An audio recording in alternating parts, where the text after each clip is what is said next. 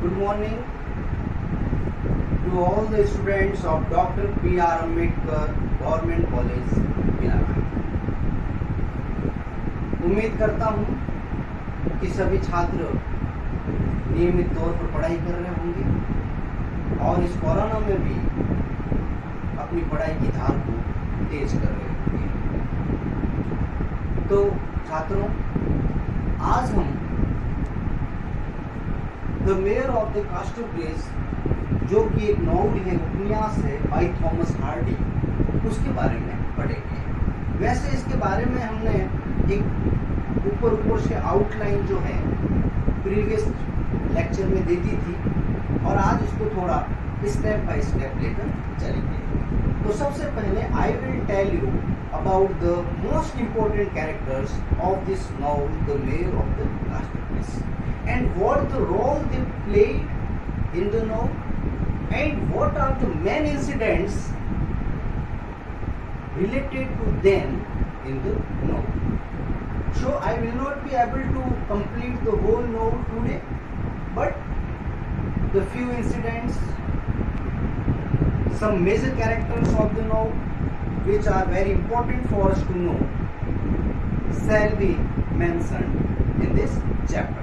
So आप ध्यान देकर पेन कॉपी हाथ में लेकर बैठ जाए ताकि मेन जो इंसिडेंट्स है वो आप नोट करते जाए। वैसे मैं बोर्ड पर भी लिख दूंगा। तो आज हम इस नॉवल की जो मुख्य जो मेन कैरेक्टर्स है उसके बारे में पढ़ेंगे।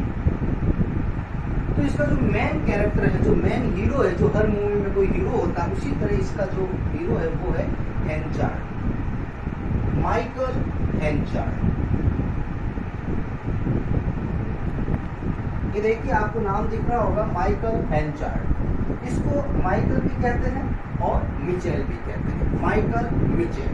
तो Michael Henchard the mayor of the Caster place का हीरो है और सारी घटनाएं इसी के साथ रिलेटेड है। तो आज हम शुरू करते हैं कि ये नॉवल कैसे शुरू होता है। Michael Henchard, who is the main character of this novel, goes to a village with his wife and daughter. इसकी वाइफ का नाम सुजैन है। वह अपनी वाइफ के साथ जाता है और जब ये दोनों एक गांव में जा रहे होते हैं, वो गांव में क्यों जाते हैं वो भी मैं बताऊंगा। तब सुजैन के हाथ में उनकी एक डॉटर होती है, जो डॉटर अराउंड 1 ईयर ओल्ड होती है, इन्फेंट होती है, और इनकी डॉटर का नाम एलिजाबेथ जैन है, एलिजाबेथ जैन। तो ये ध्यान रखना, ये मेजर कैरेक्टर है। पहला कैरेक्टर माइकल हेंचार्ड, नंबर 2 उसकी वाइफ सुजैन और नंबर 3 इनकी बेटी एलिजाबेथ जैन। और नॉवल की शुरुआत होते ही हमें ये बताया जाता है किस तरह they go to a village named Weydon Priors. जिस गांव को जा रहे हैं उस गांव का नाम है वेडन प्रायर, वेडन प्रायर।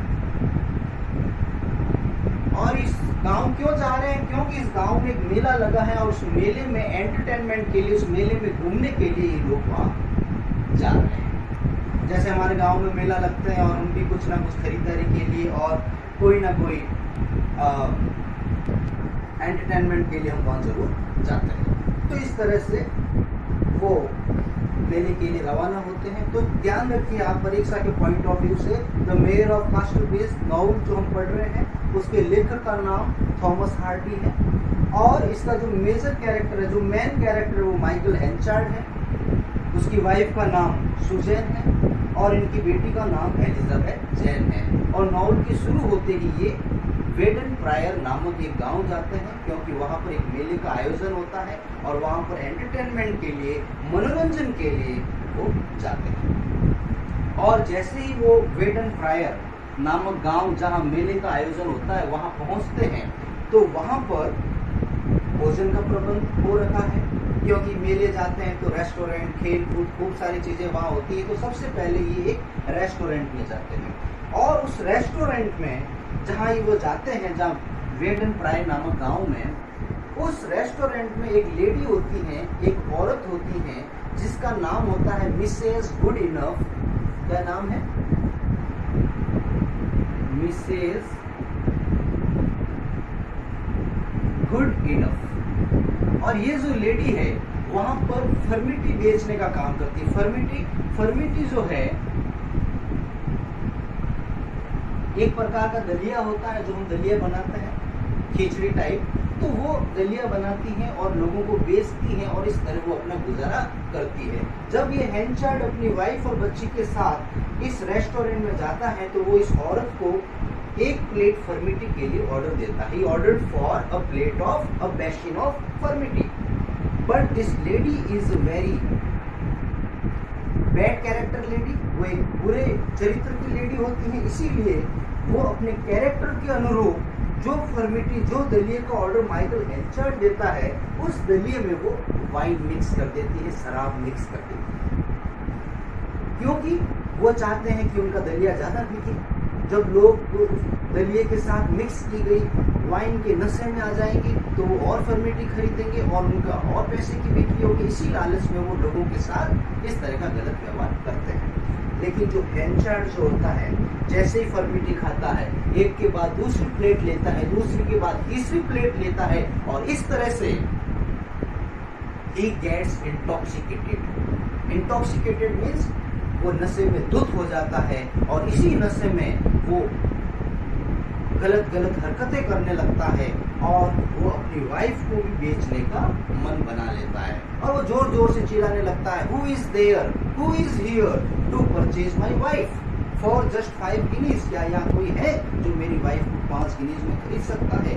और तभी एक नए कैरेक्टर का इस नॉवल में एंट्री होती है और वो नया कैरेक्टर जिसकी एंट्री अब जो है इस नॉवल में होती है वो भी एक बहुत ही इम्पोर्टेंट कैरेक्टर है जिसका नाम है न्यूशन। ध्यान रखिए, न्यूशन जो एक सेलर है। सेलर का मतलब नाविक होता है और ये जो है हेंचार्ड की पत्नी सुजेन को 5 गिनीज में खरीदता है। गिनीज जैसे हमारे यहाँ रुपया होता है, टका होता है, उसी तरह गिनीज भी एक इकाई है। तो वो न्यूशन जो है जब ये देखता है कि माइकल हेंचार्ड जो नशे में है और 5 गिनीज में अपनी वाइफ को बेचने के लिए तैयार है, तो न्यूशन ये मौका गंवाना नहीं चाहता और उसी पल वो 5 गिनीज जो 5 गिनीज न्यूशन के सामने रखता है और न्यूशन जो है माइकल हेंचार्ड की पत्नी सुजेन और उसकी बेटी एलिजाबेथ जेन को लेकर वहां से रवाना हो जाता है। क्यों? क्योंकि अब जो है सुजेन और एलिजाबेथ हेंचार्ड का के साथ कोई रिश्ता नहीं है, क्योंकि हेंचार्ड उनको बेचकर उनके साथ अपने रिश्ते खत्म कर चुका है। लेकिन जाने से पहले सुजेन उनकी जो शादी की जो अंगूठी होती है वो हेंचार्ड के मुंह पर फेंक कर चली जाती है। So students, today we studied that how the Henchard who is going to a village named Weidenpriors with his wife Susan and daughter Elizabeth Jane, and when he reaches there he gets intoxicated and he started to behave wrongly and he sold his wife to Newton for just 5 guineas and Newton is ready to purchase her for 5 guineas, and after the auction Newton takes Susan and her daughter Elizabeth Jane with her to his own city. So and when जब ये न्यूशन हेंचार्ड की wife को लेकर चला जाता है और अगले दिन सुबह, उस रात को नहीं, अगले दिन सुबह जब हेंचार्ड को होश आता है तो उसको समझ नहीं आता है कि what he has done the earlier night, and he goes to the nearby church and takes an oath that he will not drink or never touch the wine for next 21 years. अगले 21 सालों तक वो शराब को हाथ नहीं लगाएगा। 21 साल ही क्यों, 18 क्यों नहीं, 20 क्यों नहीं? क्योंकि जिस समय वो ये कसम खाता है उस समय वो 21 साल का होता है और इसीलिए अगले 21 साल तक शराब नहीं पीने की कसम खाता है। और आप सभी घर में मूवी देखते हैं, सीरियल्स देखते हैं, तो आपको पता होगा कि जैसे ही कोई मूवी शुरू होती है, शुरू में कोई घटना होती है और अगले ही पल स्क्रीन पर लिखा हुआ आता है 20 साल बाद, 25 साल बाद, 18 साल बाद। इसी तरह इस घटना के बाद ये 9-18 साल आगे बढ़ जाता है। अब हमें ये नहीं बताया जाएगा कि आगे हैंचार्ड के साथ क्या होता है। अब सीधे 18 साल बाद हमें घटना बताई जाएगी कि 18 साल बाद क्या हुआ, और उसके बाद सारी घटनाएं एक के बाद वापस रिकाउंट होगी, उसका वर्णन किया जाएगा। जब हैंचार्ड अपनी पत्नी को बेच देता है, उसकी पत्नी उसकी बेटी न्यूशन के साथ चले जाते हैं। अगले दिन वो उठता है, नशे से बाहर आता है और उसे बड़ा पछतावा होता है कि why he has sold his wife and daughter, and वो 21 साल तक शराब नहीं पीने की कसम खाता है।